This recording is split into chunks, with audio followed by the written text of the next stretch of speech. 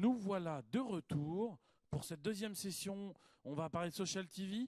Tout d'abord, comme la première fois, je vous rappelle qu'il y a un workshop qui a lieu en parallèle qui s'appelle From Producer to Producer, How to Create a Transmedia Program.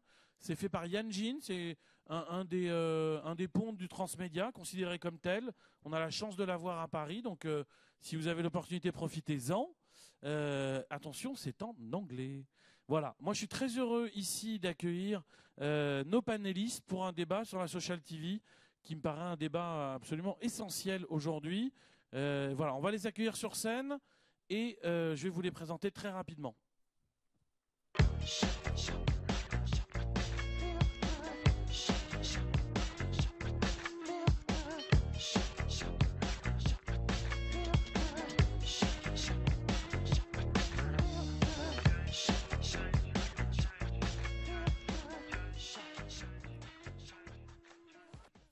Alors pour faire ce débat, on a estimé que la Social TV, c'était certainement une des premières expériences de cette télé nouvelle génération qu'on pouvait vivre chacun et de manière très simple, sans avoir d'équipement complexe. Et on est très heureux d'accueillir un panel qui est assez diversifié et qui va nous permettre d'avoir une réflexion assez globale. Et je voudrais accueillir tout d'abord Fabienne Fourquet, directrice Digital Content de Canal+, Lionel Abo, directeur du développement de Shine France, Stéphane Gauthier, cofondateur de Virdual, et enfin Maziar Najim, fondateur de So Maisie, qui vient d'Angleterre et qui est un des pontes aussi du Social TV in England. Et pour animer ce débat, je le remercie beaucoup, Gilles Peset, consultant manager chez NPA Conseil. Mesdames et messieurs, c'est à vous. Bonjour à tous, merci de votre présence. Peut-être juste pour introduire la discussion, on s'est aperçu que ce soit avec l'intervention de Médiamétrie, mais même avec la table ronde sur les broadcasters, l'importance prise par la Social TV ou la télévision sociale, qui est vraiment devenue un des maîtres mots aujourd'hui de la nouvelle façon de penser la télévision, des nouvelles expériences des téléspectateurs. Ce qui a d'extrêmement frappant, je trouve, c'est vraiment quand on parlait de la télévision sociale à ses débuts, il y a à peu près 18-24 mois, il y a 2 ans, c'était relativement simple à définir. C'était vraiment l'utilisation par les téléspectateurs des réseaux sociaux à leur disposition pour commenter les programmes de télévision sur un second écran, avec le phénomène de multitasking. Je regarde la télé, j'ai ma tablette ou mon smartphone devant moi et j'interagis avec le programme. On a l'impression vraiment que la notion s'élargit progressivement et qu'il y a aujourd'hui une convergence de plusieurs problématiques. L'interactivité autour du programme dont vous allez nous parler avec les expériences que vous menez avec Virdual, mais également la notion de cross-média. Comment est-ce que je réussis à multiplier les expériences sur les différentes plateformes autour de mon programme télé? Et puis également la problématique des communautés de fans, qui est quelque chose qui a vraiment toujours existé et qui s'agrège progressivement dans la problématique de la télévision sociale. Peut-être si on pouvait commencer avec vous, Lionel Abo, concernant l'expérience de Shine autour de l'émission The Voice et l'utilisation très poussée des différentes plateformes numériques parallèlement à la diffusion télé. Oui, bien sûr. En fait, la stratégie sociale de The Voice, elle a été proposée à la chaîne dès le départ, dès les premières réunions où on a parlé du programme avec TF1. On leur a expliqué et on a essayé de les convaincre de la nécessité d'avoir un programme qui aurait une présence extrêmement forte sur les réseaux sociaux et ce bien en amont de la diffusion. Et pour les convaincre, on avait plusieurs arguments. On avait la nécessité de montrer au public et aux téléspectateurs que The Voice était un concept qui était différent de ce qui existait auparavant, que c'était un programme où qui se différenciait de Nouvelle Star, X Factor, Star Academy, etc. Et la meilleure façon de le faire, c'était pas en utilisant des bandes annonces mystérieuses en télé, c'était en allant parler à la cible prioritaire de ces émissions-là, qui est plutôt une cible jeune, donc en se rendant sur les réseaux sociaux. Et la stratégie qu'on avait par rapport à The Voice, c'est qu'on voulait que tout ce qu'on voit dans l'émission, c'est-à-dire l'animateur, les talents, les coachs, tout ça soit extrêmement actif sur les réseaux sociaux, là où sont les gens. Et du coup, on s'est retrouvé avec pendant le samedi soir de vraies discussions et un autre regard entre les coachs ou les talents et Nikos notamment et les téléspectateurs ayant l'opportunité de poser leurs questions et les coachs ayant l'opportunité de donner un regard supplémentaire et un peu un behind the scene autour de ce qui se passait réellement à la télévision. Et puis on a aussi souhaité dès le départ que le web et tout ce qui se passerait sur les réseaux sociaux soit incarné. Et donc on s'est dit, on va avoir à l'antenne Nikos et Virginie de Closade qui feront brillamment le boulot, mais on va prendre aussi des gens qui, sur le web, vont avoir un vrai discours entre guillemets 2.0, quoi. C'est-à-dire on s'adresse pas à l'internaute comme on s'adresse aux téléspectateurs. Et donc c'est pour ça qu'on a pris Julien et Salomé, qui sont vraiment très digitaux dans leur façon d'animer. Ils sont pas parfaits, ils sont pas aussi emphatiques qu'un Nikos, mais ils ont fait le taf sur les réseaux sociaux, et du coup ça a permis aussi de tout de suite positionner le programme comme un programme un petit peu différent de ce qu'on pouvait voir auparavant. Donc en fait, quand l'émission a été proposée à TF1, d'entrée de jeu, vous avez vraiment expliqué qu'il s'agissait d'un dispositif innovant. Ouais. Oui, et puis parce que aussi on avait une autre nécessité que j'ai oublié de rappeler, c'est que on avait un concept qui était aujourd'hui, après 12 semaines de diffusion, c'est facile de se dire ah bah oui, The Voice, je sais ce que c'est des coachs qui ont le dos tourné et qui se retournent s'ils aiment. Mais au départ, la mécanique de The Voice, elle est extrêmement compliquée à comprendre, et donc on avait la nécessité aussi avant la diffusion de dire il faut expliquer aux téléspectateurs, il faut les éduquer, il faut leur montrer comment ça va se passer. Donc avant même la diffusion, vous avez fait un gros travail sur les différents réseaux sociaux, lesquels vous avez utilisés en priorité. En fait, on s'est dit qu'on allait aller partout où les gens se trouveraient. Donc on est allé évidemment sur Facebook et sur Twitter, mais on est allé aussi sur Instagram, on est allé sur Spotify, on a fait un partenariat avec iTunes, on a essayé d'utiliser tous les canaux possibles de façon à... L'idée, c'était pas de dire aux gens venez sur thevoice.fr ou venez chez TF1 pour voir The Voice. C'était plutôt d'aller les voir et d'aller partout où potentiellement ils pourraient se trouver pour essayer de leur parler et de leur dire regardez, il y a un nouveau truc qui sort et ça s'appelle The Voice et ça va être super bien, etc. Et on a vu du coup ça a créé une vraie attente. Et par exemple sur Twitter, on s'est rendu compte, par exemple avant la première de l'émission, que 48 heures avant la première diffusion, on était en TT, et en TT France, on l'a jamais quitté, quoi. Et ce qui se passait, c'est que systématiquement tous les week-ends, on démarrait en TT France le samedi après-midi, et on en ressortait le dimanche soir. Donc ça a créé de la conversation. Les gens en parlaient, et du coup ça a été aussi. Je dis pas que ça a apporté une audience supplémentaire, mais en tous les cas, ça a fait venir des gens qui, je pense, n'avaient plus l'habitude de regarder la télévision le samedi soir sur TF1. Donc vous êtes allé chercher un public qui n'aurait pas regardé la télévision en prime time un samedi soir. On n'a pas de chiffres précis pour le prouver, mais ce qu'on constate, c'est que, grosso modo, le samedi soir, les autres émissions et nos concurrents, que ce soit les séries sur M6 ou que ce soit Patrick Sébastien sur France 2, ils baissaient un peu, mais pas dans des proportions gigantesques. Donc la réalité, c'est qu'il y avait d'autres gens, un autre public qui venait regarder TF1 le samedi soir. Et quelle est la part de votre action sur les réseaux sociaux dans ce... J'adorerais pouvoir le dire. Je sais pas, mais en tous les cas, clairement, sur une cible plutôt jeune, des on va dire 15-24 ou 15-34, clairement, TF1 a pu réaliser des scores et des parts d'audience qui ne faisaient plus depuis longtemps le samedi soir et qui ne font plus depuis la fin de la diffusion de The Voice. Donc ce public-là, je pense qu'il a été attiré par la force des réseaux sociaux. Donc vous avez un travail en amont qui est de convaincre le public de se donner rendez-vous devant le programme en prime time et en direct le samedi soir. Vous avez également un deuxième volet de la stratégie qui est vraiment l'animation des commentaires en direct, les live tweets, et puis là avec quand même le poids de l'animateur qui est quelque chose d'essentiel.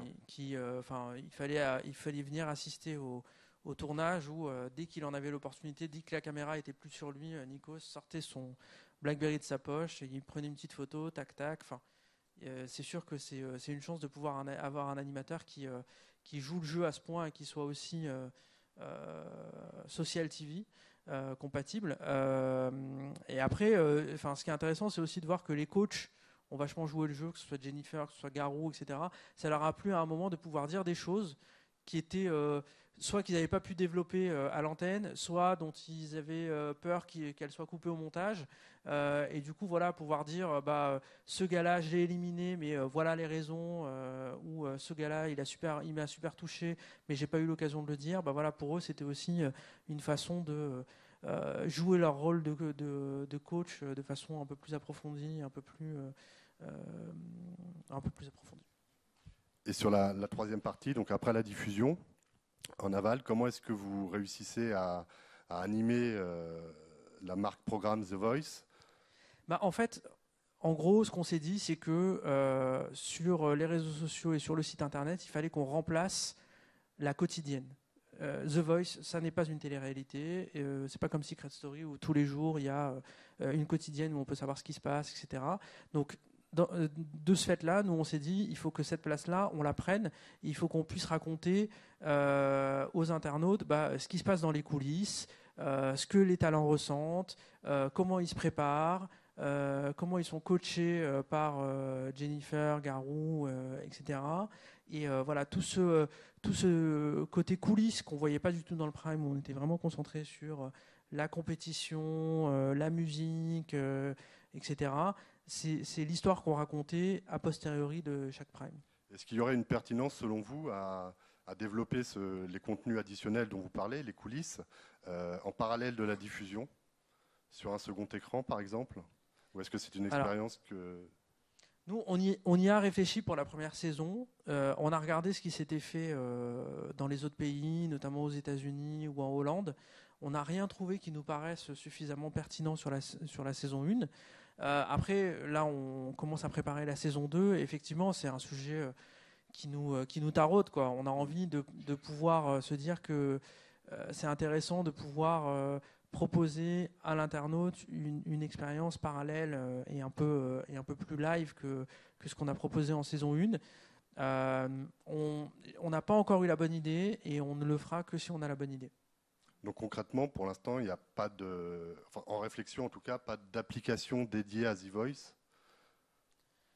Non, pas pour le moment. On a une première piste qui pourrait être pertinente, mais dont je ne peux pas vous parler là, mais qui demande encore à être approfondie. Et en termes de relations avec les chaînes, si un jour vous allez sur le développement d'une application The Voice, comment ça se passera ? Puisqu'aujourd'hui, la plupart des contenus additionnels sont sur mytf1.fr. Comment est-ce que vous discutez avec les chaînes autour de ces problématiques ? Nous, on essaie de convaincre les chaînes d'être dans un système de coexploitation. Ça permet une chose, ça permet une implication qui soit au même niveau et du côté de la chaîne et du côté du producteur. Nous, on a toujours le souhait de défendre notre marque. Notre marque, c'est notre émission, et de se dire qu'on va essayer de la pousser le plus loin possible et essayer d'apporter aux téléspectateurs le plus de choses possible. Et pour pouvoir le faire, il faut quelque part, on ait la main, quoi. Si on donne juste les clés de la maison à la chaîne et qu'ils nous disent on se débrouille, c'est un peu, on a envie de jouer notre rôle de producteur de contenu jusqu'au bout, quel que soit l'écran, que ce soit l'écran télé, que ce soit les tablettes, l'ordinateur, etc. Donc on essaie de convaincre les chaînes et c'est pas toujours facile. de co-exploiter avec eux les différents écrans, et c'est ce qu'on fait sur The Voice. Donc si demain il devait y avoir une application, on la co-exploiterait avec TF1. D'accord. Peut-être une dernière question avant de passer la parole à un autre intervenant. À partir du moment où vous êtes à la tête d'une marque programme aussi forte, qui a extrêmement bien marché, comment est-ce que vous pouvez réussir à la faire vivre entre les différentes saisons? Alors c'est une bonne question. En fait, la chance qu'on a, c'est que justement cette marque est suffisamment forte pour que y ait des choses qui se déroulent après. Donc là, par exemple, sur les réseaux sociaux, on est concentré sur la tournée. À partir de cet été, on va être concentré sur le casting de la saison 2. Puis voilà, et ça va faire le lien jusqu'à la diffusion assez rapidement. Mais c'est un exercice qu'on a fait sur d'autres programmes, par exemple Baby Boom, je ne sais pas si vous vous en souvenez, mais c'est un programme qui a été diffusé l'an dernier sur TF1 en deuxième partie de soirée, où en fait on avait mis un dispositif de caméra dans une maternité. Et c'est un petit peu la réflexion qu'on avait eue, et on avait justement, pour créer le lien entre la saison 1 et la saison 2, en fait, on avait créé une web-série qui continue, là, qui se poursuit jusqu'en septembre, où en fait on suit 4 des familles qu'on a vues dans les épisodes pendant un an dans leur construction en tant que famille. Donc on voit les bébés qu'on a vus naître dans les épisodes télé. Les internautes ont eu l'occasion de les voir grandir pendant un an et de voir les parents évoluer, prendre complètement leur rôle de papa et de maman et évoluer en tant que famille tous ensemble. Donc c'est la façon dont on a construit la narration d'une saison à une autre, et du coup on va attaquer avec de nouvelles familles maintenant avec la saison 2. D'accord. Vous parliez du casting pour la prochaine saison.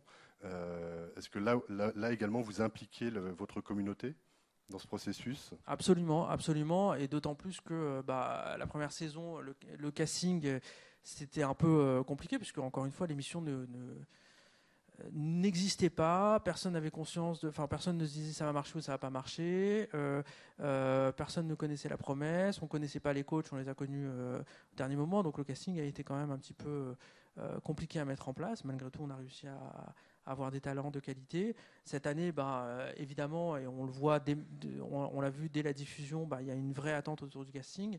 Donc oui, l'activation de la communauté, elle va se faire de façon extrêmement forte. On l'avait un peu fait en amont de la diffusion de la saison 1 avec une appli qui s'appelait Avez-vous The Voice, où on offrait l'opportunité en fait aux internautes de tester leur voix et un petit peu à la manière d'un jeu vidéo d'obtenir une note en chantant pendant 30 secondes. Et c'est quelque chose qui avait beaucoup viralisé, très bien marché. On a vu des dizaines de milliers d'internautes qui s'étaient inscrits et qui se filmaient avec leur webcam en train de chanter, dans la plupart des cas, Adèle. Mais du coup, voilà, on va essayer de mettre en place quelque chose d'encore plus immersif pour la saison 2. Maziar Nadjem, peut-être une réaction. Je suis désolé, je m'exprime en français. Vous venez du monde de la publicité. Vous avez fondé l'agence... It's a little bit late. Okay. No, could you repeat it again? Oui, je m'interrogeais sur vos réactions par rapport au dispositif cross-média qui a été mis en place autour de l'émission The Voice. Vous venez du monde de la publicité et vous avez fondé l'agence Somazy que vous pourriez peut-être nous présenter, puisqu'on la connaît pas très bien en France, qui est spécialisée, donc une agence de conseil spécialisée sur les réseaux sociaux, mais vous ne travaillez pas uniquement avec les diffuseurs et les producteurs, pardon. No, not at all. Tout à fait. Merci. Eh bien, moi, je suis arrivé à la TV il y a quelques années où j'ai commencé à travailler pour Sky Television, où mon travail consistait à m'assurer qu'on entend et on reste à l'écoute de nos clients, de nos prospects, pour pouvoir amener ces données, cette réflexion à nos produits et dans nos émissions.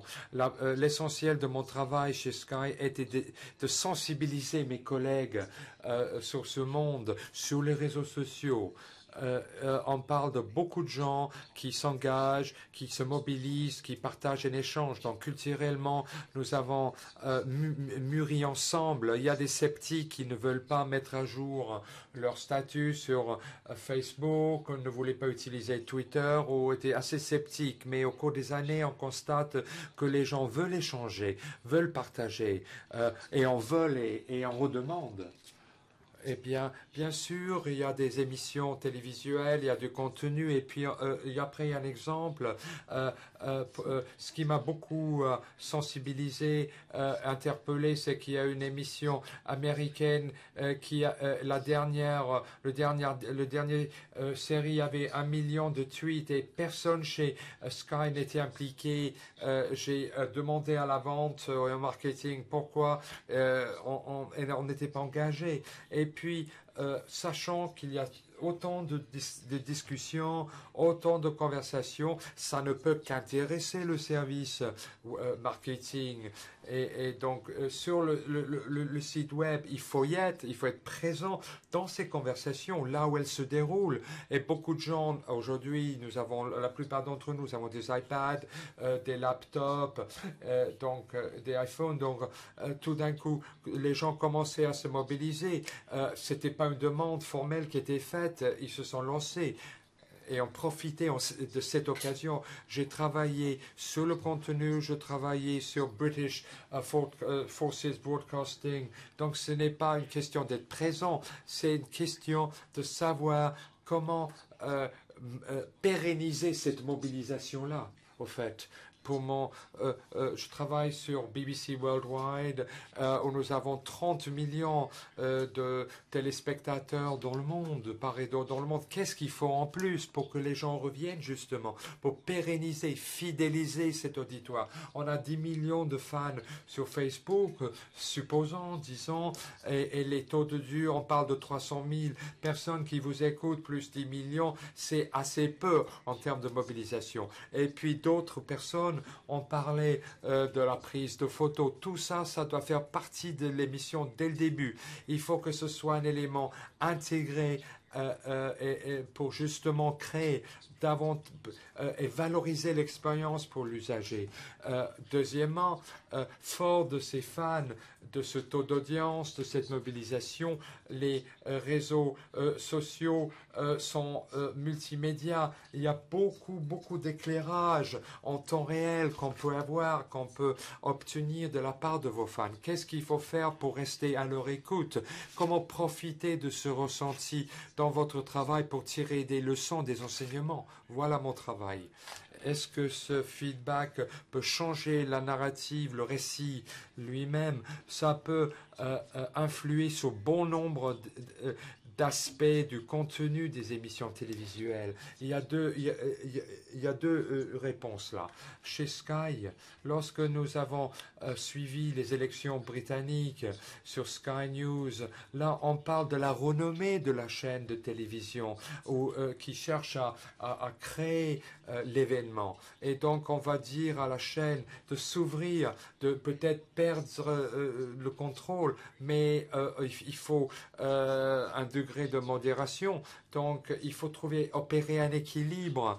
Donc à la fois plaire, mobiliser, et puis deuxièmement, il faut ouvrir, créer, éduquer, former des gens pour leur dire qu'on peut tirer de leçons de ces conversations-là et qui sont échangées à partager. Donc tout ceci doit être anticipé, il faut fixer des objectifs, nous sommes des êtres humains, on est souvent surpris et on se surprend.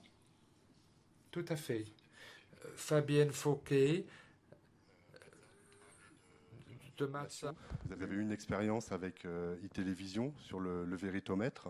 Peut-être avant de nous présenter la stratégie de Canal+ sur Facebook et les applications deuxième écran, est-ce que c'est quelque chose qui marche aussi bien que sur des programmes qui a priori s'y prêteraient plus, comme la télé-réalité ou les grands événements? Oui, je vais rebondir sur ce que disait Mazir au niveau du fait que les gens, sur les réseaux sociaux, on leur a pas demandé de parler, mais ils ont parlé tout seuls. Et que c'est un phénomène qui est maintenant assez ancien, hein. C'était depuis le début de Facebook. Et nous, à Canal, on s'est rendu compte que les gens, très tôt, ont pris la parole sur nos émissions. Il y a eu des créations de pages, le petit journal, le grand journal. Et on s'est dit, justement, est-ce qu'on va laisser tout ce monde parler de nos émissions sans nous, ou est-ce qu'on va essayer de faire quelque chose? Et à l'époque, on a récupéré les comptes, où d'ailleurs, il y a certains comptes qu'on co-gère avec les gens qui les ont créés. Et on s'est vraiment posé la question de comment est-ce qu'on utilise cette voie de retour et on écoute ce que disent les gens, mais aussi comment, éditorialement, on leur fournit quelque chose de plus que ce qu'ils peuvent avoir à l'antenne en linéaire. Et à chaque fois, c'est ce qui est intéressant et c'est ce qui, je crois, a beaucoup contribué à notre succès. Aujourd'hui, on est à 15 millions de fans, dont, je crois, plus de 50% check les pages tous les jours ou quelque chose comme ça. C'est un chiffre assez énorme en termes de nombre de fans et d'engagement. Et à chaque fois, on se demande quelle va être la stratégie d'animation de la page, et on le fait avec l'émission. Alors, soit ils ont le temps de le faire eux-mêmes, comme une émission comme la matinale, ils postent les invités, ils postent des quiz, ils répondent aux internautes pendant l'émission, ce qui est un niveau d'engagement assez fort. Soit on les gère pour eux et on fait ressortir les meilleures blagues d'IESAV, ce qui fonctionne très bien parce que les gens du coup le postent en statut. On poste des contenus nouveaux au niveau du foot par exemple, où on fait des jeux et des applis comme l'appli Pronostic Ligue 1. On s'engage à un niveau plus que le contenu, mais le niveau gamification. Et du coup, pour répondre à votre question sur les interactions qui dépendent du type de programme, évidemment, tout le monde sait que les gens ont beaucoup réagi cette année sur les shows télé-réalité. Le travail fourni sur The Voice a vraiment montré l'exemple en France, mais c'était le cas aux États-Unis sur pas mal de shows. On sait aussi qu'avec l'élection présidentielle, il y a eu énormément d'engouement, il y a eu énormément d'émissions présidentielles sur toutes les chaînes qui ont été suivies sur Twitter. Et de dispositifs comme celui d'ITélé avec tout ce qui est le phénomène de fact-checking qui était assez nouveau sur l'élection. Nous, sur canalplus.fr, on a mis en place un petit... à chaque émission où il y avait un candidat à la présidentielle qui venait, on a mis en place un live vote où les internautes pouvaient, avec un petit système de smiley, dire s'ils étaient tout à fait d'accord, moyennement d'accord ou langue de bois sur le discours du candidat. Et sous la vidéo, on avait une courbe en temps réel qui s'affichait et on pouvait voir à la fin, évidemment faire un replay en allant directement au point haut ou au point bas.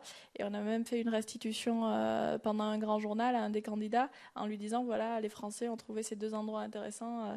Est-ce que vous avez quelque chose à dire là-dessus? Ou ils n'ont pas été satisfaits par vos réponses sur ces deux sujets et ces deux débats. Est-ce que vous voulez...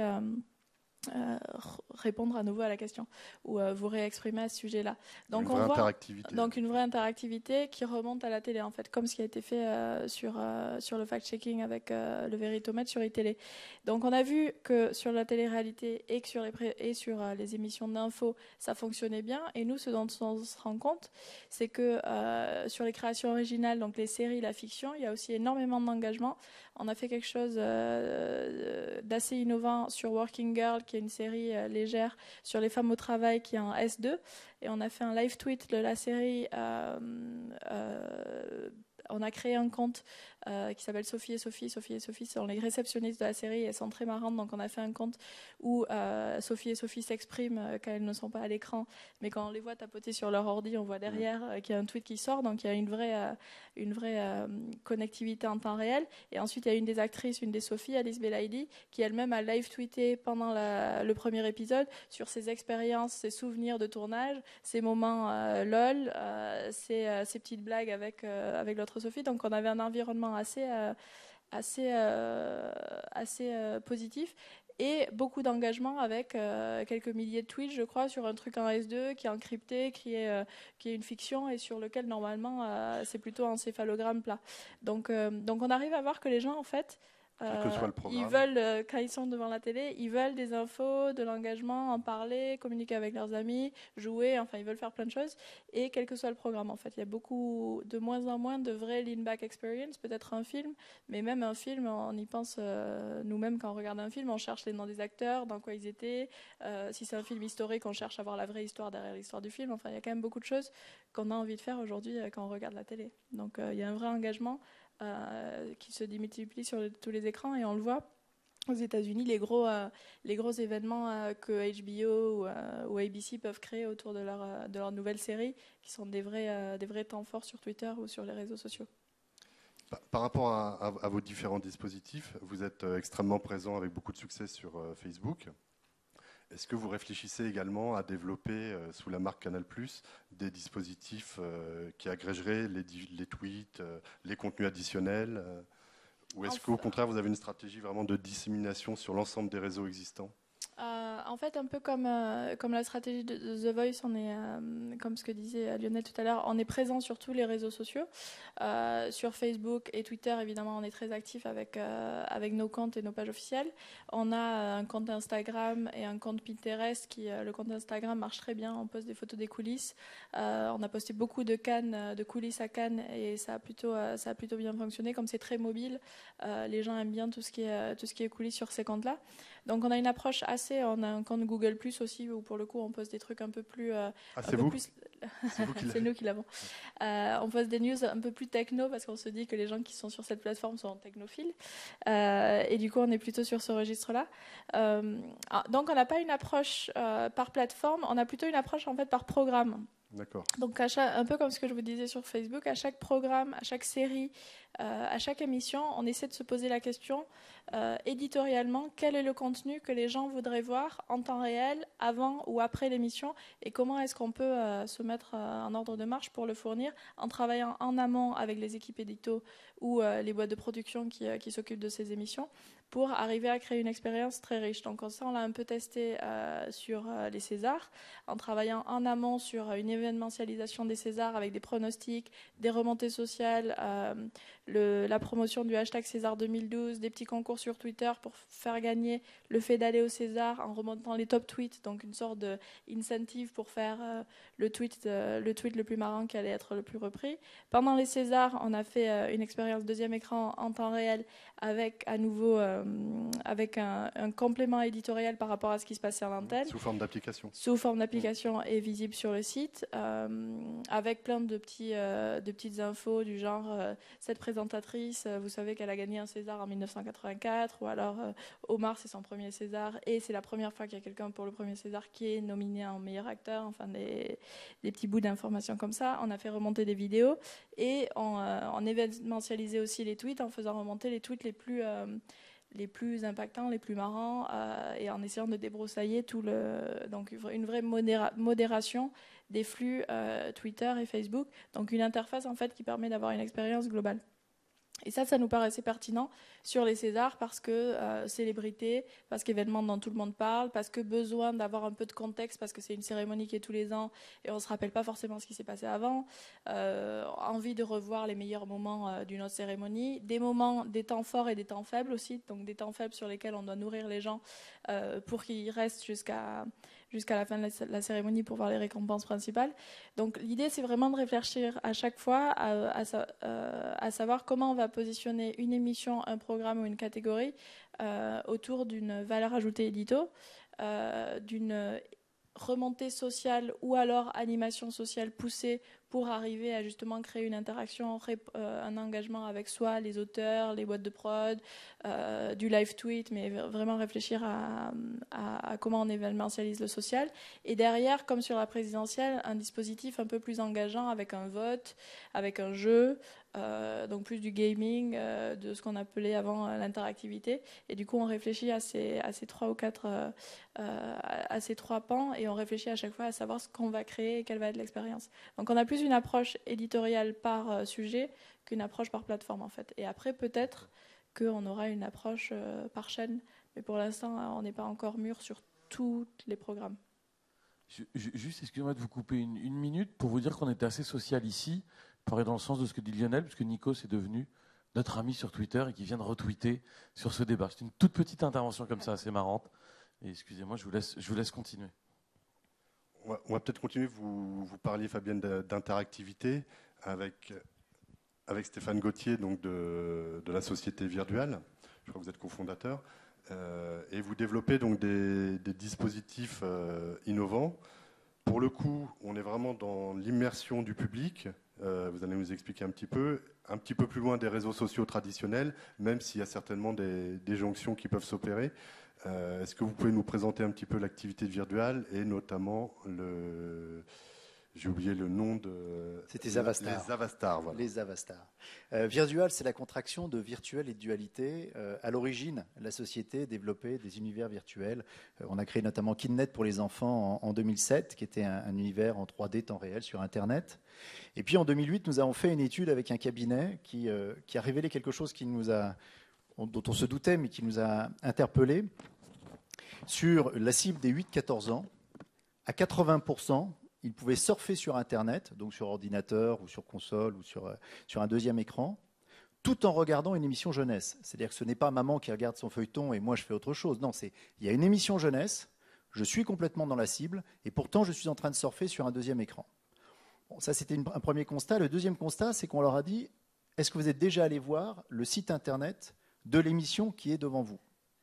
Et là, on n'avait que 30% d'enfants qui étaient allés déjà voir, en dehors du temps ou pendant le temps d'antenne, l'émission. C'est-à-dire qu'aujourd'hui, on se retrouve dans un contexte où de plus en plus, cet écran-là, qu'il soit un téléphone, une tablette ou un ordinateur, capte l'attention du téléspectateur. Alors évidemment, maintenant, on est complètement sorti, c'était quand même il y a 4 ans.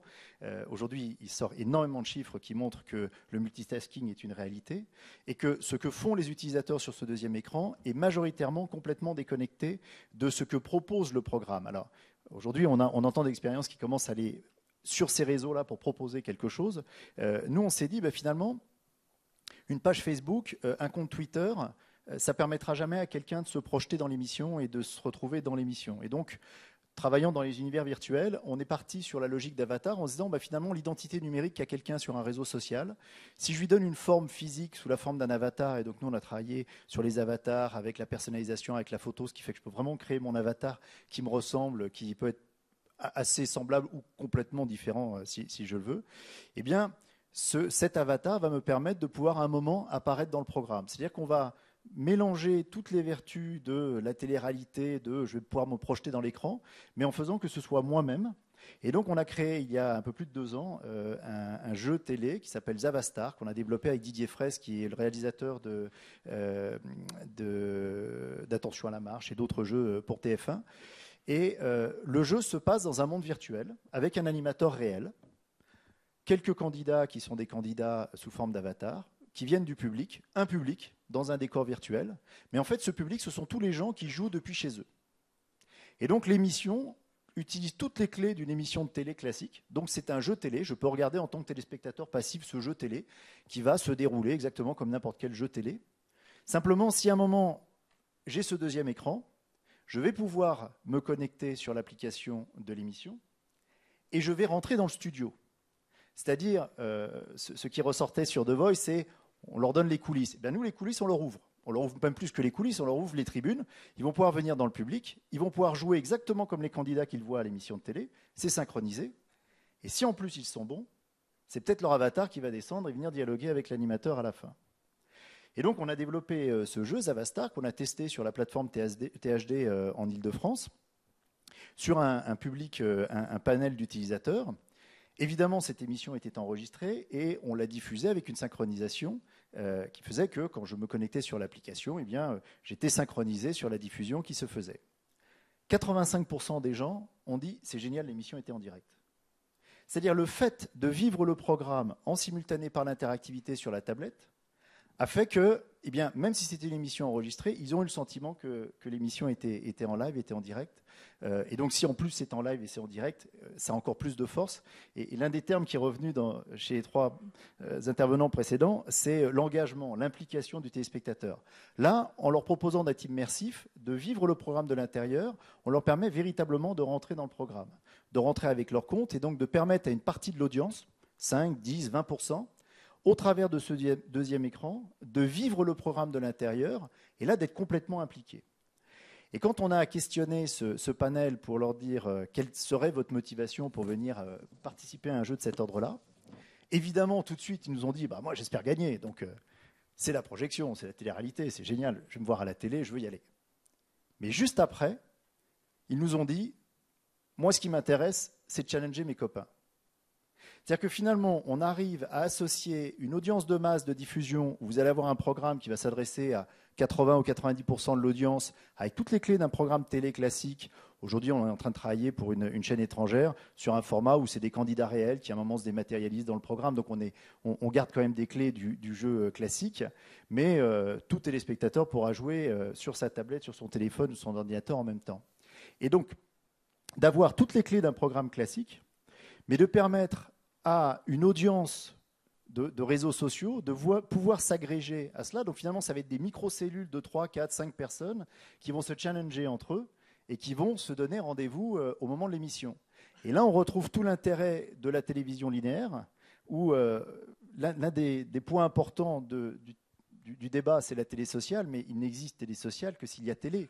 C'est-à-dire que si à un moment, vous proposez à un moment donné un spectacle auquel des participants peuvent participer ou tout du moins vivre en temps réel avec les mêmes personnes, je ne vais jamais dire à mon frère « Tiens, on se fait un film en VOD, et puis on va s'appeler, on va se le commenter ». Non, on est au téléphone, et puis tout à un moment, je lui dis « T'es sur quelle chaîne ?» Il me dit « Je suis sur telle chaîne ».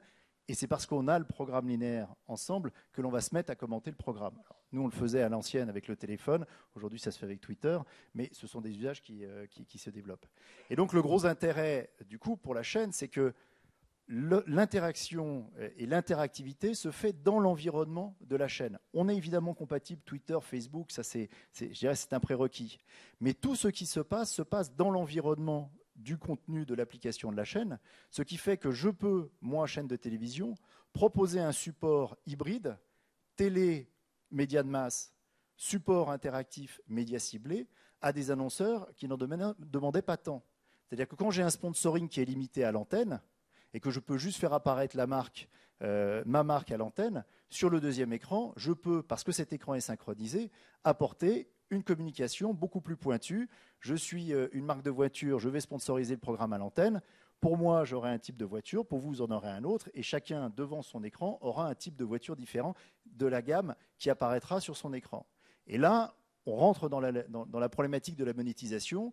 Aujourd'hui, monétiser sur Twitter ou Facebook, aucune des chaînes ne peut garantir qu'un jour, Twitter ou Facebook ne leur dira pas « bah tiens, pour monétiser ta page, ça coûte tant ». Là, on est dans l'application de la chaîne, on est dans un environnement qu'elle maîtrise à 100% et qu'elle peut à 100% monétiser. Donc voilà l'environnement dans lequel Virtual se développe, créer les technologies qui permettent aux producteurs de créer ces émissions qui ont cette double lecture, une lecture passive, le programme télé classique, et puis une lecture multi-écran, télé plus deuxième écran, pour permettre à tous ces internautes qui sont connectés sur Internet pendant qu'ils regardent le programme, de revenir dans l'environnement du programme télé. Et d'après vos premiers retours, les taux d'engagement sont élevés ? Oui, alors on a surtout un taux d'implication qui est très très fort de gens qui sont très actifs. C'est-à-dire que ceux qui viennent pour être actifs. Voilà, je ne viens pas me connecter pour regarder, c'est quasiment binaire. C'est soit je suis passif, soit je suis interactif. Par contre, ce qui est intéressant, c'est que devant le même écran télé, je peux avoir dans un salon une personne passive, une personne interactive, une autre personne interactive, et chacun va vivre son interactivité de manière indépendante. Ce qui fait qu'on peut avoir quelque chose de très très riche. On l'a travaillé d'ailleurs sur du magazine, sur du documentaire, de manière un petit peu différente, mais où chacun en fait vit le documentaire à sa manière, en ayant un complément de ce qu'il voit à l'antenne sur sa deuxième tablette. Et ce qui fait que celui qui est passif verra uniquement ce qui se passe sur la télé, celui qui est interactif se constituera son documentaire de ce qu'il voit à la télé, de ce qu'il voit sur le deuxième écran quand il le désire. D'accord. Peut-être Lionel Labo, au niveau de la monétisation, qu'on n'a pas du tout abordé tout à l'heure, le dispositif cross-média, est-ce que l'enjeu est vraiment de transformer l'audience, on a parlé de ramener l'audience vers la télé, également sans doute de transformer l'audience télé en audience web. Est-ce qu'il y a d'autres principes de monétisation ? Effectivement, il y a plusieurs pistes qui sont aujourd'hui envisagées. Nous, avec le regard de producteurs, j'ai l'impression que la piste qui est la plus sérieusement approfondie aujourd'hui par l'ensemble des intervenants, ça reste quand même celle du brand content. Après, on y met ce qu'on veut, mais en gros, ça implique donc de faire intervenir un nouvel acteur à l'intérieur du contenu qui est l'annonceur. Je ne parle pas de tous les intermédiaires, etc. Mais enfin voilà, ça. Développer ça d'ailleurs avec Masterchef, je crois. C'est ce qu'on développe depuis maintenant 3 ans sur Masterchef, effectivement, où en fait on propose des recettes de cuisine qui sont financées par un annonceur qui est Elevir, et en fait ces recettes-là, elles sont donc elles mettent en scène les candidats de Masterchef qui réalisent des recettes assez difficiles avec des ingrédients Elevir, mais c'est également l'exemple dont je parlais tout à l'heure avec Baby Boom, ce qui nous permet de faire la web-série Baby Boom et de raconter l'histoire des familles pendant 1 an. C'est parce qu'à un moment, on a Procter & Gamble via Pampers qui est dans la boucle et qui se dit qu'il y a une forte adhésion entre le programme et sa marque. Et ça participe aussi de se dire, d'envisager un programme de télévision comme une vraie marque. Qui dit marque dit valeur. Et c'est ce qu'on essaie d'avoir, nous, dans les programmes qu'on propose. Ce sont des programmes avec de fortes valeurs auxquels un annonceur X ou Y peut facilement s'identifier et auquel il peut avoir envie d'adhérer et de coller sa propre marque. Donc c'est la Feel Good TV et tous ces trucs-là qui sont un autre débat. Mais après, les objets de monétisation, la difficulté aujourd'hui, c'est le nombre d'intervenants et c'est à qui appartiennent les droits et sur quel support. Et aujourd'hui, c'est l'objet de vives discussions entre les chaînes de télévision. On en parlait tout à l'heure avant le débat, mais la page Facebook de Secret Story, est-ce qu'elle appartient à Endemol ou est-ce qu'elle appartient à TF1 ? À ma connaissance, elle appartient à TF1. Mais les 2,5 millions de fans qui sont dessus, est-ce qu'ils sont dessus parce que c'est TF1 ou est-ce qu'ils sont dessus parce que c'est Secret Story ? Je ne sais pas, mais en tous les cas, voilà. On en revient un petit peu à ce qu'on disait tout à l'heure, c'est-à-dire rien n'empêcherait a priori d'avoir un producteur qui développerait une application avec des contenus différents en laissant la diffusion à la chaîne. Et là, il y aurait certainement également d'autres pistes de monétisation possibles. Probablement, mais en même temps, moi, je me dis qu'il est dans l'intérêt de chacun de faire le métier qu'il sait faire. Nous, comme je disais tout à l'heure, on a tout intérêt à être producteur, quel que soit l'écran, et donc à jouer notre rôle de producteur. On n'a pas de velléité à être des éditeurs et à être des diffuseurs.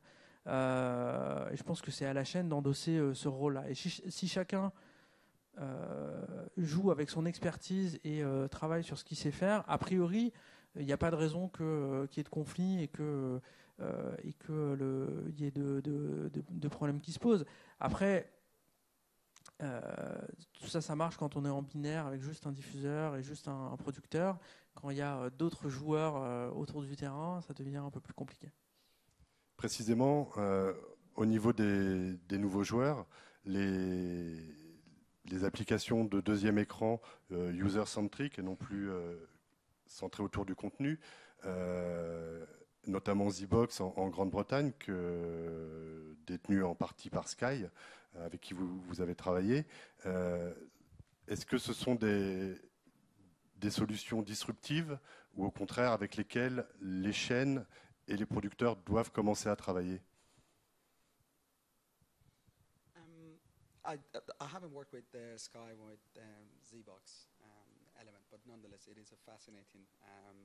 Sky sur la ZBox, mais en tout cas, je peux dire que c'était vraiment un processus fascinant. À mon avis, le principe de base est celui qui paye a la propriété de l'objet, la propriété du contenu. Pour autant, ça ne veut pas dire qu'il faut suggérer une possible implication sur différentes plateformes. Reprenons ce concept des 2 écrans. Il a été populaire. Pourquoi? Parce que il est indépendant des droits sur le contenu, des droits sur les images. Vous pouvez retracer tout contenu sur n'importe quel terminal, mais c'est bien la chaîne de télévision qui possède le contenu. Et c'est une raison de la popularité de ce dispositif. Il y a eu différentes étapes, très nombreuses, dans la discussion au sujet de la propriété des contenus, mais actuellement, nous avons adopté le modèle que je viens de décrire. Et pour moi, moi, c'est tout à fait convaincant. Pourquoi? La collaboration est bien la clé et la connaissance des contenus qui sont du côté des diffuseurs télé est essentielle et peut améliorer la participation, ce qui est pour moi le facteur de réussite de cette approche. Au Royaume-Uni, j'ai travaillé sur des projets sociaux et j'étais tout à fait heureux de voir mes publicités diffusées ainsi que l'engagement social. Si vous allez du côté de la vente, du marketing, vous allez voir un effort de vente vers les fans et un effort de sponsor. Si vous allez vers d'autres sujets, par exemple d'autres médias, vous verrez plutôt une approche vente diminuée. Il ne s'agira pas de afficher des bannières sur les sites, mais bien de plutôt tester le marché, d'afficher des contenus, des images, de demander aux personnes de réagir, faire part de leur adhésion ou de leur satisfaction. Donc lorsque vous avez toutes ces différentes implications, vous disposez d'une plateforme qui, d'une certaine manière, vous appartient. Ce sont des fans qui aiment votre émission de télé, qui aiment votre contenu, etc. et qui s'adressent à vous. Alors, il s'agira simplement de travailler ensemble pour voir comment monétiser cet acquis d'une manière douce. Par exemple, envisager un programme télé comme pour des voitures, qu'est-ce que cela signifie pour des entreprises automobiles? On connaît le nombre de personnes, le genre, l'âge et également le discours. Quant aux propriétaires de la chaîne, ces données liées au contenu ont une valeur, sont un acquis, une propriété dont on ne peut pas discuter. Il y a en outre les partenariats, le sponsoring, bien sûr, mais ce qui nous convient de faire, c'est bien de regarder comment créer une collaboration entre tous ces acteurs très nombreux, non seulement pour accroître leur implication, pour travailler sur l'engagement social, puisque l'on vise bien cet objectif-là, mais il s'agit également d'aboutir à une relation qui soit un équivalent, une relation dans laquelle on peut demander de l'argent, on peut envisager des publicités diffusées sur un certain nombre de plateformes, on peut travailler la marque et le branding de l'application mobile. Il s'agit en outre, bien sûr, de se soumettre aux règles de Facebook, de Twitter et autres, mais pas uniquement. Et si vous obtenez un niveau d'implication fort, une approche collaborative entre tous les acteurs et que vous ne rejetez pas certaines personnes, alors vous aurez un résultat immédiat. Donc, selon moi, il y a vraiment une marge de manœuvre, un espace de créativité ouvert. Pourquoi? Parce que les gens vont adhérer à votre projet. Encore un exemple, nous parlons de télé sociale, mais ce n'est qu'un point que je voudrais souligner. Je suis un grand fan de AirAsia en ce qui concerne leur approche de médias sociaux. Il s'agit d'une compagnie aérienne. Regardez leur page Facebook. Ils ont vraiment une page Facebook tout à fait convaincante, amusante, qui comprend du contenu, mais qui comprend également des éléments de monétisation qui peut vous proposer des offres. Et c'est donc une approche douce, progressive, tout à fait particulière. Je reviens à mon propos. Le contenu est vraiment essentiel. Il ne faut pas l'oublier. Deuxièmement, il faut bien considérer que ces propriétés ne peuvent pas, elles, être monétisées et intégrées au partenariat. Au niveau des partenariats éventuels avec d'autres acteurs, est-ce que c'est quelque chose que Canal+ envisage? Par exemple, des applications du type TV Check pour des programmes peut-être un peu moins forts. Est-ce que c'est quelque chose auquel vous réfléchissez ou pas du tout? Pour l'instant, je ne sais pas si en France on a un équivalent de Z-Box en termes de nombre d'utilisateurs et de qualité de l'engagement et de la plateforme. Nous, chez Canal, je reviens à ce que je disais avant, on essaie vraiment de trouver la proposition éditoriale et la proposition de deuxième écran de valeur d'abord. Et après, une fois qu'on aura ça, on pourra voir comment on peut la distribuer, un peu comme la stratégie sociale d'ailleurs, comment on va là où les gens sont et on leur donne le contenu qu'ils attendent à ce moment-là. Donc il n'y a pas du tout de stratégie de se dire non ou oui, c'est juste que, on n'est pas prêt. Donc les boîtes qui font de l'agrégation de buzz réseaux sociaux plus infoprogrammes, elles nous apportent certainement de la valeur en faisant ça. Mais nous, on cherche vraiment à aller un cran plus loin et à avoir une vraie proposition éditoriale. Et ensuite, on verra comment ces compagnies évoluent et voir s'il y a une solution pour améliorer notre présence sur ces plateformes-là. Donc, on n'est pas ancré d'un côté ou de l'autre, pas du tout. Et en termes de monétisation, est-ce que la publicité synchronisée est quelque chose à laquelle vous pensez, puisque vous avez le décodeur, vous avez également des applications, on parlait des Césars tout à l'heure. TF1 commence à expérimenter certaines choses là-dessus. Est-ce que c'est une piste éventuelle de monétisation ? Là, je suis assez d'accord avec Mathir qui disait que c'est un soft approach. Donc, on est encore dans les phases vraiment d'expérimentation et de test. Évidemment, on a une régie publicitaire qui vend le trafic sur le site et qui nous permet de financer beaucoup des projets éditoriaux et le fonctionnement du site. Mais sur tout ce qui est réseaux sociaux, où on a un fort capital en termes d'utilisateurs, un fort engagement, on fait très très attention à garder cette audience, à lui donner ce pourquoi elle est là. Donc si elle est là pour être fan du SAV, avoir leur épisode ou savoir les invités du Grand Journal, on va pas forcément aller leur donner des publicités, aller poster des publicités au milieu. En revanche, par exemple sur Cannes, on a fait un partenariat avec Renault et on a fait une opération spéciale en créant du contenu spécifique, une sorte de branded content / contenu sponsorisé autour de contenus musicaux, de contenus un peu décalés et de contenus un peu mode sur Cannes. Et évidemment, on l'a mis en avant sur le site et on a évidemment diffusé sur les réseaux sociaux aussi parce qu'il y avait vraiment du contenu éditorial autour de la thématique de Cannes. Donc, c'était pas juste une pub, c'était du contenu opération spéciale. Et ça, ce type de contenu, on est capable d'avoir vraiment une offre sociale qui donne des métriques qui sont différentes des métriques du site, qui donne un taux d'engagement, qui donne aussi des fois les annonceurs sont intéressés pour eux acquérir des fans sur leur page. Donc on peut aussi renvoyer sur les pages des partenaires. Donc il y a des possibilités, mais on est vraiment au niveau d'exploration. D'abord, on veut créer de l'engagement et avoir un retentissement envers les spectateurs. Et ensuite, on verra s'il y a des possibilités publicitaires qui s'ouvrent. Vous parliez justement des metrics.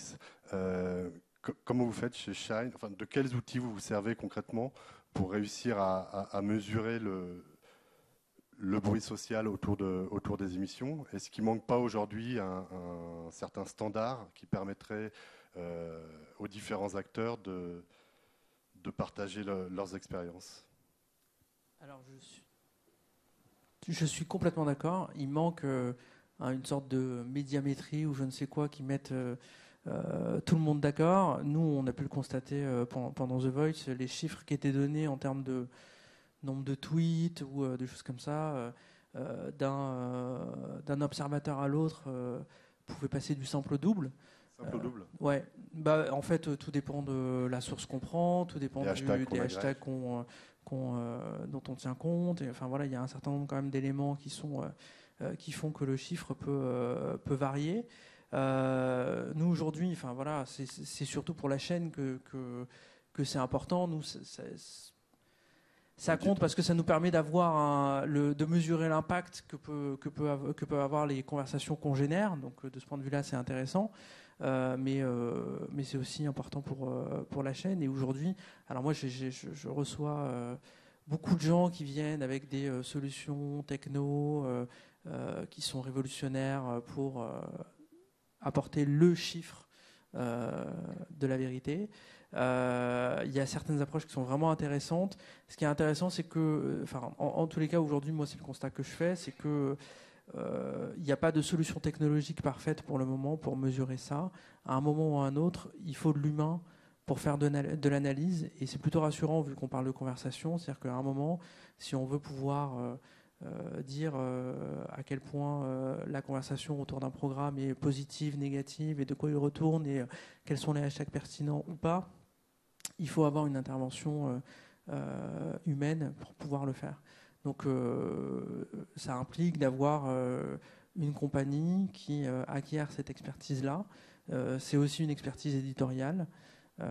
Mais aujourd'hui, oui, effectivement, ça n'existe pas. Si moi, j'ai envie de pouvoir, ne serait-ce que faire des comparatifs entre la résonance sociale de The Voice et d'un autre programme équivalent, ça n'existe pas. Madziar, vous vouliez réagir, je vous voyais acquiescer sur ce problème-là. Yeah, it is a. Oui, on a vraiment parlé de cette question de nombreuses reprises. Quelle est sa signification? Quelles en sont les conséquences? Je vais peut-être généraliser. Mon point de vue est biaisé puisque je travaille dans les médias sociaux en général. Nous avons des attentes très fortes et nous n'avons pas de retour du public. On lance quelque chose dans les magazines, on le stimule et les retours ne reviennent pas. Que se passe-t-il? Nos messages sont lancés au-devant des personnes qui sont différentes et ont chacune leurs attentes proches. Et répondre à des questions, cela prend du temps. Certains services peuvent apporter des statistiques d'influence. C'est quelque chose qu'il faut véritablement interroger, car il s'agit d'une machine qui vous classifie oui ou non. Donc je suis tout à fait d'accord avec cette idée que l'intervention humaine est nécessaire. Remarquons que chaque travail a des objectifs particuliers en termes de médias sociaux. Pour moi, par exemple, ce qui sera important, c'est d'avoir un contenu qui rapporte plus d'adhésion et qui soit amélioré. Mais peut-être pour un autre acteur comme une chaîne télé, l'enjeu sera autre. Il y aura un service pour le client, il sera l'implication du service client, il y aura la question des paraboles, par exemple. Donc, tout d'un coup, au sein d'une même question économique, on voit différents besoins qui émergent et qui portent sur les médias sociaux. Au sein de l'expérience de Sky, nous avons vu qu'il y avait un certain nombre de personnes impliquées qui adhèrent et comment peut-on traiter une personne qui adhère à un programme télé en client? Comment peut-on opérer cette transition? Il faut, bien sûr, il y a toute une partie du travail qui consiste à taguer sur Facebook, à dire j'aime, etc. Mais ça, c'est un volet. Et par ailleurs, il y a le volet de l'acquisition. On souhaite qu'un plus grand nombre de personnes achètent les services. Et c'est un volet tout à fait différent. C'est pourquoi cette question du système qui répond à ces deux volets est extrêmement complexe. Enfin, je pense qu'un grand nombre d'entreprises tentent de voir que les investissements auxquels elles ont consenti en termes de contenu tentent de voir les domaines dans lesquels ceci se répercute. Ceci est compliqué. Pourquoi? Les objectifs sont différents, les méthodes d'évaluation de mesures sont différentes également. L'intervention humaine est nécessaire et il s'agit non seulement d'un objectif pour les médias sociaux, mais également d'un objectif pour le monde de l'entreprise. Est-ce que vous réussissez chez Canal+ à mesurer le trafic que va générer vers votre site le contenu additionnel posté sur Facebook, par exemple? Est-ce que c'est quelque chose qui vous intéresse directement? Tout ce qui est métriques, ça nous intéresse beaucoup. On gère assez bien les métriques sur notre site par des outils de tracking vidéo et de tracking de pages de sites web assez classiques. On aimerait bien sur les réseaux sociaux avoir des chiffres ouverts pour Facebook, Twitter, et non seulement les chiffres, mais aussi les KPI à prendre en compte. Donc chez Facebook, ils ont créé le nombre de fans, ils ont créé le taux d'engagement, la récurrence de retour sur les pages, le taux de commentaires. Chez Twitter, il n'y a pas vraiment de définition, mais selon les plateformes, on est dans le nombre de tweets, le nombre d'uniques Twitter, les trending topics évidemment, et comme on le disait, le problème des influenceurs. Donc qui est un influenceur? Est-ce qu'on peut avoir un influenceur par émission, par exemple? Ça, on peut pas. Enfin, moi, j'ai pas d'outils. C'est le même qui influence tout. Donc clairement, il y a une prolifération d'outils, mais on manque de grilles de lecture communes. Et c'est ce qui fait aussi que c'est compliqué d'expliquer l'influence et l'importance de la social TV à des gens qui ne sont pas comme nous dans ce domaine-là tous les jours, parce que c'est dur d'avoir des métriques qui disent voilà, sur cet événement, cette OP, on a fait tant, sur celle-là, on a doublé, triplé, et par rapport à une autre chaîne ou à une autre émission en ce moment, on est plutôt bien parce que en unique, on est pas mal, et en qualité du tweet, dans le buzz positif ou négatif, on est vraiment... donc on n'a pas tout ça. Donc ça participe aussi de la difficulté d'évangélisation et de propagation de cette notion d'engagement qui en fait n'a pas vraiment de critères. Et concrètement, qui pourrait être cet acteur? Il y en a beaucoup. Hein.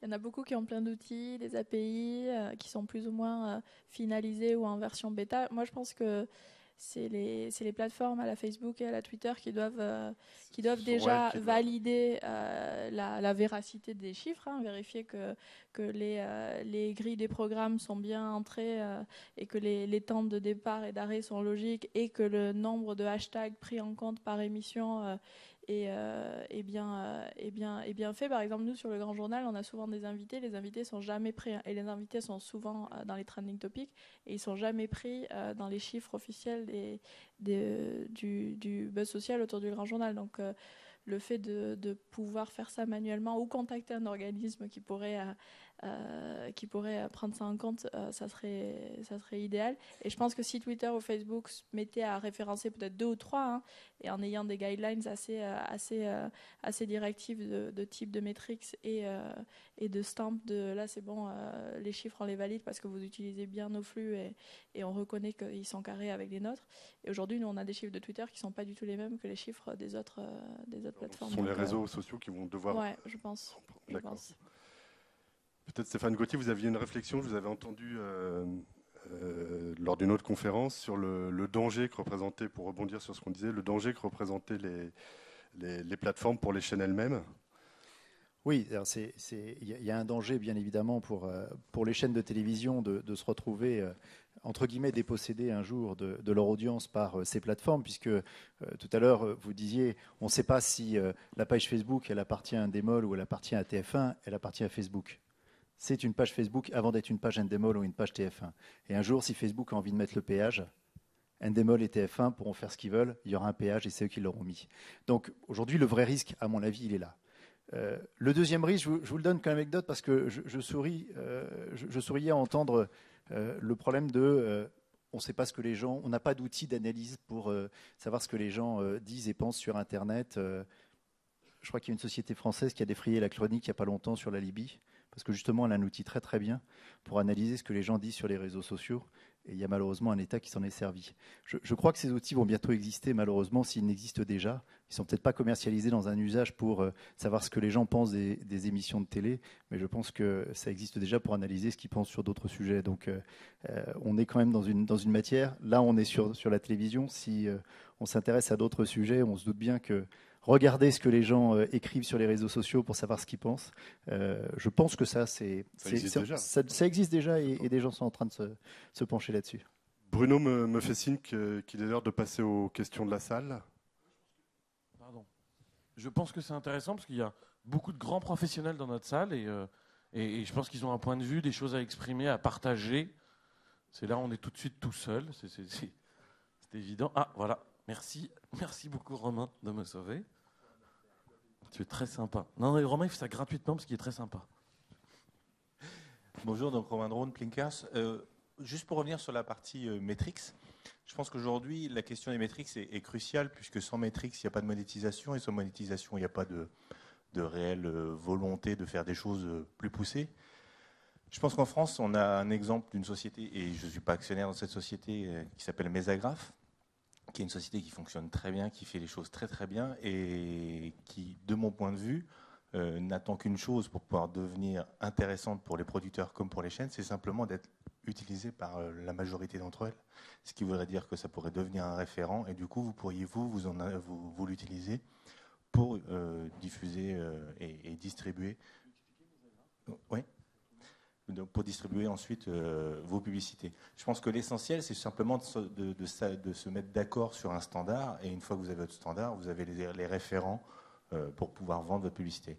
Mesagraph, en l'occurrence, c'est un algorithme, ce qui veut dire qu'il n'y a pas d'intervenant humain, et pour moi, c'est justement l'essentiel, c'est justement de ne pouvoir avoir un algorithme qui soit le même pour tout le monde, qui prenne en compte les mêmes biais, parce qu'il y aura toujours des biais, mais au moins, ça sera comparable.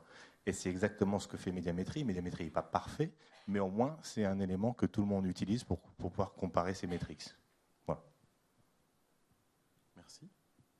Et est-ce que quelqu'un veut réagir par rapport à ça en particulier ? Est-ce que quelqu'un travaille déjà ? Merci beaucoup.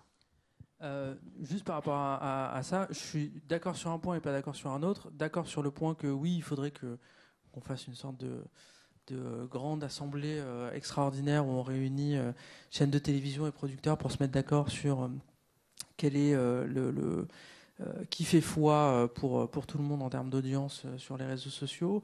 Après, par rapport au fait d'avoir un algorithme, enfin moi, mon expérience sur The Voice me prouve que ça ne suffit pas et qu'il y a un certain nombre de conversations qui, si on n'utilise qu'un algorithme, nous échappent. Je vais vous donner un exemple très concret.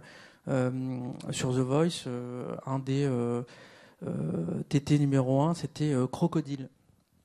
Crocodile parce que les vestes de Florent Pagny. Si je ne le sais pas, j'ai du mal à rapprocher Crocodile de The Voice. Mais si je le sais, eh ben, je peux prendre en compte ce hashtag-là parce qu'il concerne mon émission.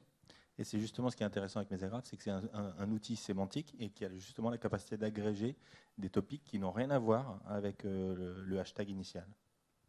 Donc ça implique de l'humain pour intégrer ces hashtags-là. Bon, je crois qu'il va vous la présenter, On puis s'en vous verrez s'il y a du business à faire, j'en suis certain. Est-ce qu'il y a d'autres questions de la salle Oui.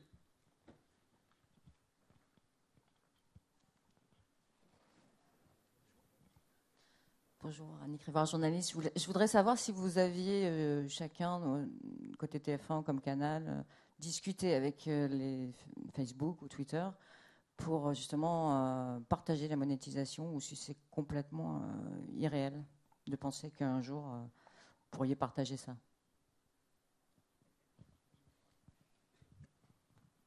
Non, il n'y a pas eu de discussion à ce sujet ni avec Facebook ni avec Twitter. Pour l'instant, les discussions qu'on a, c'est vraiment des discussions techniques au niveau de des intégrations à leur plateforme qui changent beaucoup et qui maintenant sont devenus des vecteurs de diffusion importants pour nous.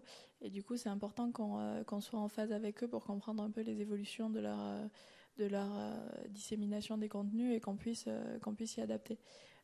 Pour le coup, aujourd'hui, elles apparaissent comme des plateformes assez ouvertes aux chaînes médias et, comme en disant, on ne les monétise pas forcément directement. Donc, il n'y a pas eu de conversation du tout de revenu sharing.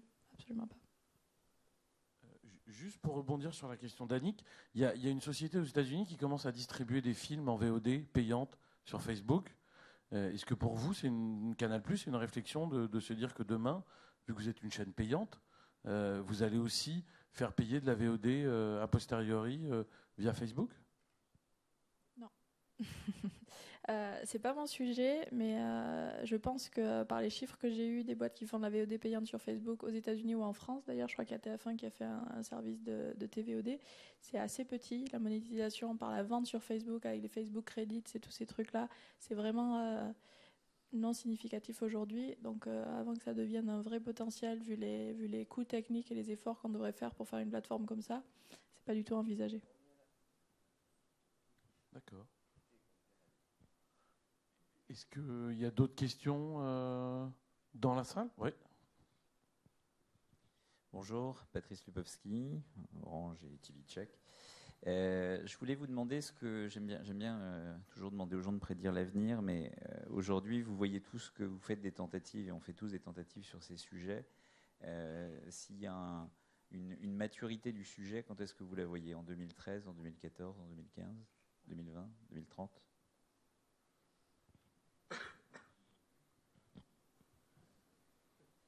Je précise pour vous stimuler. Alors, quand je parle de maturité, je parle du moment où on sort du phénomène d'aujourd'hui, c'est-à-dire qu'aujourd'hui, en France, par exemple, les petites chaînes de télé font des choses parce que la social TV représente une part non marginale de leur audience. Ils peuvent créer des mécanismes intéressants au-delà de l'engagement.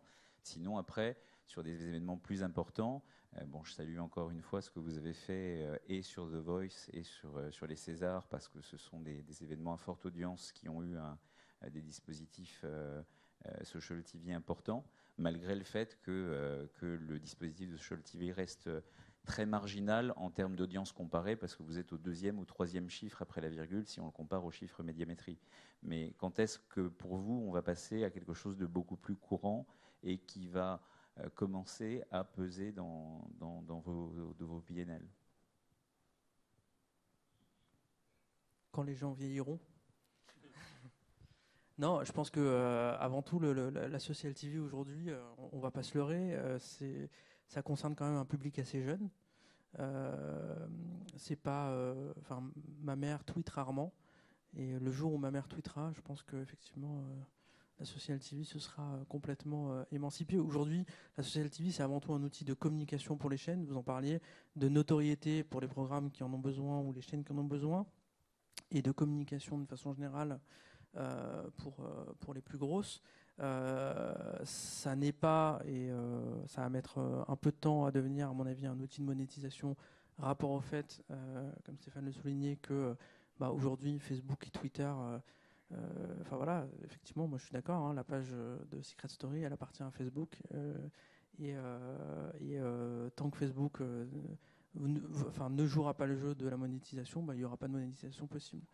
Ou alors on ira jouer ailleurs. Mais en tous les cas, aujourd'hui, Facebook et Twitter sont incontournables, et ils n'ont pas l'intention, à ma connaissance, de monétiser quoi que ce soit. Donc en termes d'usage, on se parle vraiment d'une cible qui est assez jeune. Et on le voit, hein, en dehors de The Voice ou d'événements particuliers, les programmes qui font l'objet du plus de tweets, c'est quoi? C'est La Belle et ses Princes, c'est Secret Story, etc. Ce sont des programmes qui s'adressent principalement aux 15-24 ans. Alors, il y a l'exception Canal, d'une façon générale, avec Bref, Le Grand Journal, etc., qui performent. Et d'ailleurs, je ne me l'explique pas plus sur Facebook que sur Twitter, mais aujourd'hui, c'est pas encore généralisé. J'ai une petite question. Je voulais juste compléter cette réponse en disant que, effectivement, nous, on a démarré avec Zavastar il y a maintenant près de 3 ans, et on a essayé de convaincre les chaînes de télévision. Il est vrai que depuis janvier, on a vu une vraie évolution dans le monde de l'audiovisuel, où l'une des barrières psychologiques qui est que tous les gens d'antenne ont été formés, toutes les personnes, tous les acteurs de l'antenne ont été formés à faire que leur programme laisse le téléspectateur dans cette fenêtre principale. Et culturellement, c'était très difficile pour eux d'imaginer qu'il puisse y avoir un deuxième écran. Et depuis janvier, les chiffres sont flagrants, sont évidents. Le multitasking, c'est plus 10 ou 20%, c'est 50, 60%. On a des chiffres qui viennent de sortir dernièrement. Sur les 18-24 ans, c'est 80% qui sont sur un deuxième écran pendant qu'ils regardent la télé.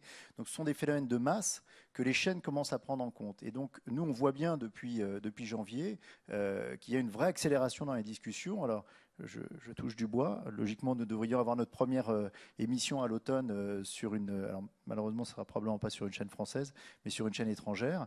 On a senti qu'il y avait un vrai basculement au sein des chaînes de télévision. C'est-à-dire que le paradoxe, ce n'est pas que on est à former le public à ses usages. Le public a déjà les usages. C'est qu'il a fallu former les gens de télé, de programmes, je parle bien de programmes, à cette compréhension que finalement, ils pouvaient écrire des programmes autrement, et qu'ils pouvaient écrire des programmes qui soient à la fois faits pour un téléspectateur passif et pour un téléspectateur interactif. Et le basculement, on est en train de le sentir là. J'ai une question en anglais. Hello, I'm from Germany. Je viens d'Allemagne et je m'occupe de campagne YouTube à l'international pour Mercedes-Benz. Ce qui m'a beaucoup intéressé là dans cette discussion, c'est qu'on parle de télévision et que la plupart des agences que je connais et des diffuseurs que je connais qui mettent au point leur page web, honnêtement, et mes clients, pour moi, il y a que YouTube qui est le seul acteur qu'on puisse analyser et qu'on puisse vraiment prendre au sérieux dans les réseaux sociaux. Quelle est votre position sur cette question, sur ce canal dont on parle? Personne n'accueille le contenu, mais pour moi, c'est la meilleure position pour tout ce qui est réseaux sociaux qui existent aujourd'hui. Eh bien, pour répondre, pendant longtemps, j'étais avocat chez Sky pour avoir plus de contenu sur les pages FP, sachant les montants très importants dépensés justement sur les droits d'auteur, les droits de diffusion des images, que ce soit pour les matchs de foot, etc., et que tout d'un coup on est sur une autre plateforme qu'on n'arrive pas à monétiser, c'est une tâche énorme, ça demande beaucoup de temps, des années. je soutiens, et Facebook en plus permet un login où chacun s'identifie à partir de Facebook sur une page devant soi. Et je vais revenir à YouTube. Ce que j'aime chez Facebook, c'est qu'il a mûri, il a compris les besoins de la marque, les besoins d'accès aux données. Donc, à mon sens, Facebook est devenu a réussi encore plus à impliquer les marques. YouTube est une plateforme expérimentale, justement. On a constaté que des films à péage, parfois gratuits, et les gens cherchent à monétiser. On a encore du pain sur la planche et encore du temps devant nous. C'est une plateforme expérimentale pour un public donné, pour voir comment les gens vont réagir sous forme de TCL. Donc c'est dur, à mon expérience, pour passer à un diffuseur, pour aller voir un diffuseur, puisque YouTube, non seulement Insight, partage peu, échange peu avec vous en termes de données, où on peut avoir 900 millions de personnes auxquels on peut accéder en fonction de leur email. Si un utilisateur de Facebook ou de Facebook Connect vient sur votre site et parle de films, et si cela vous plaît sur Facebook, dans votre domaine d'intérêt, vous cliquez avec votre souris et les gens voient tout de suite que cette personne vient de cette page. Donc on est en train de permettre ces informations, de ces accès, et donc les diffuseurs, pour moi, peuvent travailler beaucoup plus avec la page Facebook ou avec tel ou tel réseau social. Tout à fait, c'est juste. Pour moi, puisque je représente les éditeurs, et le contenu sur Essay Dispense, je peux dire que depuis le mois de janvier de cette année, j'ai de vraies informations sur le profil de l'usager, son âge, ses centres d'intérêt, honnêtement, alors qu'il y a 5 ans, par exemple, avec des spots publicitaires, avec telle ou telle voiture Mercedes qui parcourait le Sahara. C'était vraiment pas possible, ni au rendez-vous. Alors aujourd'hui, je peux dire que ce clip vidéo a échoué, n'a pas abouti, puisque les gens qui, entre 12 ans et 20 ans, regardent et non pas des gens beaucoup plus âgés. Et je m'étonne du fait qu'en Europe, on n'utilise pas ce média-là. Un exemple, c'est des jeux avec 200 millions de personnes qui n'ont pas édité tel ou tel épisode, mais qui ont publié par contre des bandes annonces ou des teasers, et lorsqu'ils ont cliqué dessus, ils regardent ça dans YouTube ou Google, ils ont tout de suite un lien sur un autre épisode. Donc je m'étonne que des chaînes de télévision en Europe ne s'en servent pas. YouTube. Plateforme marketing, ça a du sens parce que quasiment tous les internautes qui regardent de la vidéo dans le monde regardent la vidéo sur YouTube. En revanche, pour un diffuseur et un diffuseur de contenu premium, c'est une proposition qui est assez complexe parce que YouTube a quand même commencé sa carrière en piratant beaucoup des contenus légaux. Donc la première chose qu'on a dû faire avec eux, c'est trouver des moyens d'arrêter ça, avec des moyens techniques assez complexes qu'on a dû mettre en place. Ensuite, parce qu'on n'a pas du tout de maîtrise, et quand je dis on, je parle en tant que chaîne de télé avec du contenu qui coûte beaucoup d'argent à produire. On n'a pas beaucoup de maîtrise de l'environnement graphique, on n'a pas de maîtrise de la monétisation, on n'a pas de maîtrise des rebonds vidéo, parce que rien n'empêche YouTube de dire You like HBO from Game of Thrones, I'm going to send you to Gossip Girl from CW. On n'a pas du tout de maîtrise de cet environnement, et en dernier lieu, si on veut vraiment jaillir dans cet environnement, il faudra dépenser de l'argent et des campagnes sur YouTube pour arriver. Ils ne référencent pas forcément très bien le contenu premium, en fait. C'est-à-dire que si vous allez en France sur YouTube chercher Le Grand Journal, vous aurez certainement des vieilles vidéos piratées du Grand Journal qui nous ont échappé, et que même si on mettait les bonnes vidéos aujourd'hui, je ne suis pas sûre qu'elles remonteraient en top results. Il faudrait qu'on achète des campagnes de pub pour faire ça. Donc c'est tout ça qui fait que c'est compliqué d'utiliser YouTube en tant que plateforme de diffusion. En revanche, en tant que plateforme marketing, comme le fait HBO ou comme le font la plupart des chaînes de télé, en mettant des teasers, des contenus additionnels, ce genre de choses, évidemment, comme c'est une plateforme très affinitaire pour la vidéo sur Internet, c'est assez évident de faire ça. Je voulais juste ajouter un petit point sur la consommation vidéo sur Internet. Je ne sais pas si la personne de Médiamétrie ce matin a présenté ce chiffre, mais je crois qu'on doit être maintenant à 3h15 par mois de consommation de vidéos sur Internet par personne, ce qui est quand même une évolution importante. Mais quand on compare ça aux 3h47 que les gens passent par jour à regarder de la télévision, sachant qu'il s'est vendu l'année dernière en France 9 millions de téléviseurs, que l'année d'avant, il s'est vendu 9 millions de téléviseurs et que l'année d'avant, il s'en est déjà vendu 9 millions, la télévision linéaire, aujourd'hui, continue à exister, à être massive. Alors, ça ne veut pas dire que ce qui se passe sur Internet et le développement de la vidéo sur Internet n'est pas intéressant. C'est simplement de dire, aujourd'hui, il reste un marché de la télévision linéaire et si les gens achètent des grands téléviseurs parce qu'ils sont de plus en plus grands pour mettre dans leur salon, c'est pour pouvoir regarder du programme audiovisuel et souvent, ils ont un deuxième écran et ça leur permet de faire la télévision sociale. Donc, je reviens sur ce que je disais tout à l'heure. La télévision programmée, elle continue à exister. Elle est là, elle est très présente. Les taux d'audience ne baissent pas. Peut-être que les taux d'attention du fait du deuxième écran baissent et que c'est là où ça transforme un petit peu le business model et ça met en péril les chaînes de télévision. Mais aujourd'hui, la télévision linéaire, classique, le grand téléviseur dans le salon, elle est là, elle est bien installée et elle continue à se développer. Ce n'est pas un marché qui est en régression. Il se développe à côté un marché de la vidéo sur Internet, mais souvent sur des programmes qui sont beaucoup plus courts et qui se consomment de manière totalement différente. Il y aura ce type de consommation sur l'écran télé, mais c'est pas aujourd'hui ce qui se développe massivement. Toutes les études sur les téléconnectés montrent que les gens restent quand même beaucoup sur les chaînes linéaires et utilisent peu la VOD ou les programmes à la demande. Donc il existe encore un marché et un marché florissant pour la télévision linéaire, voire pour la télévision linéaire complétée d'un deuxième écran. Juste, je voulais faire une remarque par rapport à une remarque très intéressante sur Mercedes-Benz sur YouTube.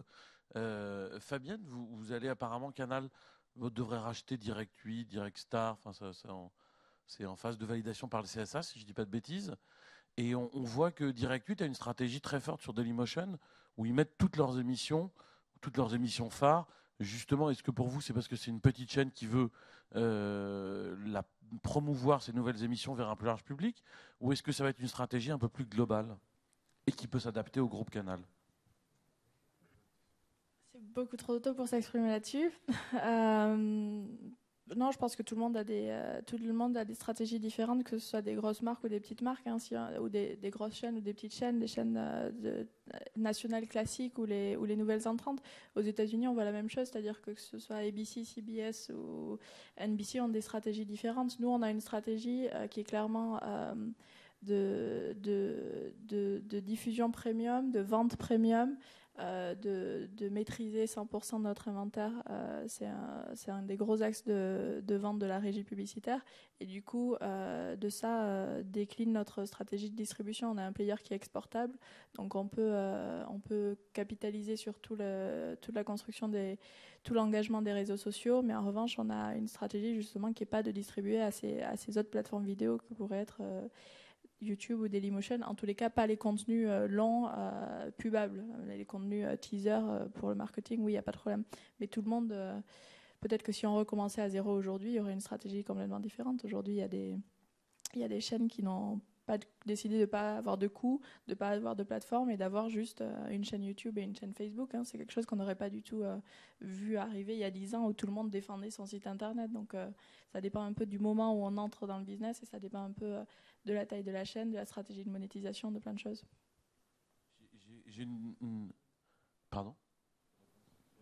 Mais Laurent peut répondre sur ce sujet. Oui, je vais répondre en fait au nom de Direct 8, Direct Star, puisque pour l'instant on n'est pas encore collègue avec Fabienne, peut-être que ça viendra dans quelques mois si on a l'autorisation de l'autorité de concurrence. Pour l'instant, donc Direct Digital, qui est l'entité qui gère les contenus et les marques numériques de Bolloré Média, donc en l'occurrence les contenus de Direct 8 et Direct Star. On est effectivement présent sur Dailymotion, YouTube, depuis peu sur Watt également.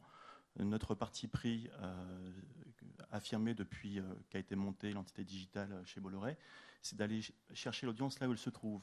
Parce qu'on est une petite chaîne, ou deux petites chaînes plutôt, assez modestes en termes d'équipe, de moyens marketing, de notoriété sur nos programmes également. Et donc on a ce positionnement assez fort en distribution sur les plateformes partenaires, avec lesquels on a monté un vrai partenariat fort qui génère du revenu, qui génère aussi de l'audience, de la notoriété pour ces programmes et qui rejaillit in fine sur les marques programmes et sur les marques chaînes. Et aujourd'hui, ce qu'on peut dire, c'est que c'est un succès sur ce type de format, puisque nous, on est sur des formats plutôt courts, finalement, de programmes. Et au mois de mai, pour donner une métrique, on a fait 44 millions de vidéos vues pour Direct 8 et Direct Star en cumul. Je crois que c'est l'ordre de grandeur du nombre de vidéos vues. Alors, je parle sous votre contrôle, vous vérifierez pour ceux qui peuvent faire du fact-checking, mais c'est à peu près autant de vidéos vues que Plus, la plateforme de France Télévisions. Donc, 2 petites chaînes, mais qui, grâce à l'apport de YouTube, Dailymotion et maintenant de Watt, permettent de se déployer plus massivement, en plus du site, des applications mobiles. Alors, juste pour vous présenter, c'est Laurent Esposito qui est le directeur de Bolloré Digital. J'avais une petite question là, et puis après, on va peut-être aller tous manger un petit morceau. Oui, bonjour, Patrick Guillou chez Orange Mobile, en charge des applications événementielles. On a surtout parlé de télévision, j'ai l'impression de télévision qu'on regarde dans un canapé chez soi. Il y a aussi une grosse activité chez les opérateurs pour rendre la télé mobile, ça ne vous a pas échappé. Et on a dans le cadre, par exemple, du partenariat avec Roland Garros très récemment, qui s'est d'ailleurs terminé hier, inauguré de la social TV via Twitter, Facebook. Donc c'est très encourageant vu les tout premiers chiffres que l'on a. Et j'encourage tous les gens qui ont des choses à dire sur la télévision interactive, mobile, la social TV et l'aspect second écran. Il me reste quelques cartes de visite que je veux bien échanger avec vous si vous avez des choses à faire. C'était pas une question. Il est là pour récupérer les cartes de visite.